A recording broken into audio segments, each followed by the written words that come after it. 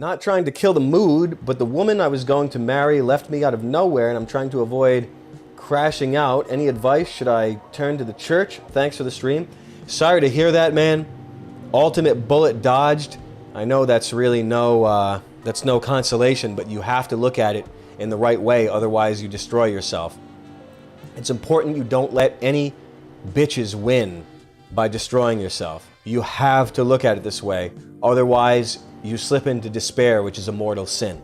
Just even take that logic and write it down, or I like the prayer books. Like this one it's changed my life. It reminded me that I even have the authority to write prayers and compose them, and they work. It reminded me of that authority because I lost all faith in everything, absolutely 100%. And I'm trying to get it back. You cannot let the bastards win.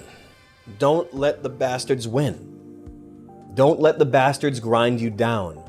God, the Lord, doesn't look favorably upon people that let the bastards grind them down. You're feeling a prayer, or you're feeling your faith. You can tell. Thank you, Drift. Illegitimi non-carborundum. Thank you. I forgot.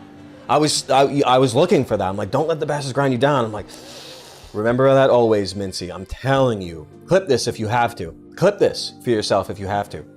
Remember this always. Never for 1 second. Hey Chuck, curious about your interpretation of the verse, and the 10 horns which you saw are 10 kings who did not yet receive a kingdom, but they receive authority as kings with the beast for 1 hour.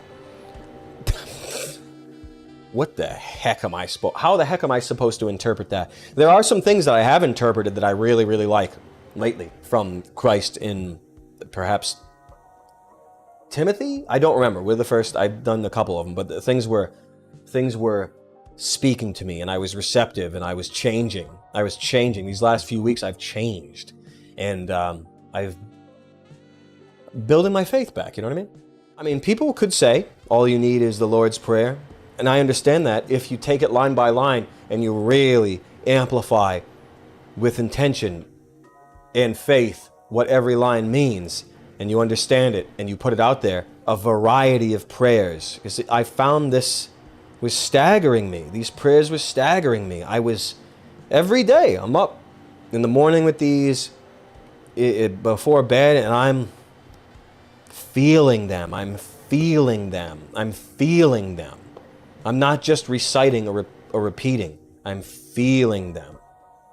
And that's brand new. This is a brand new experience for me. Okay? Brand new. How can I interpret Revelation?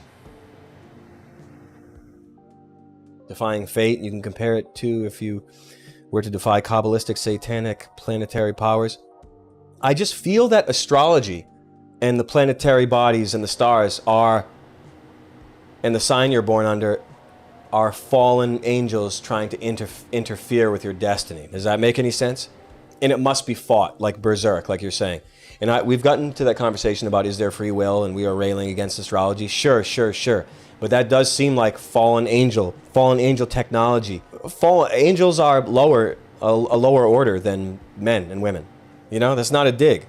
They are they're beneath men and women in the hierarchy of earth and heaven. They just are. And it seems like the fallen technology are interfering angels that are jealous of Godhead that is within the children of the Lord. I just say that. Yeah, that's a hard thing, consumer. I hear you on that. You can't look into gematria or birth charts because you're too terrified these are permanent traits you can't overcome. I hear you. We all get stuck into that a little bit, and I railed against it on the Palace and elsewhere, and here I rail against those creatures. They can only try to destroy your destiny in order to do war unto heaven and to punish the Lord for creation.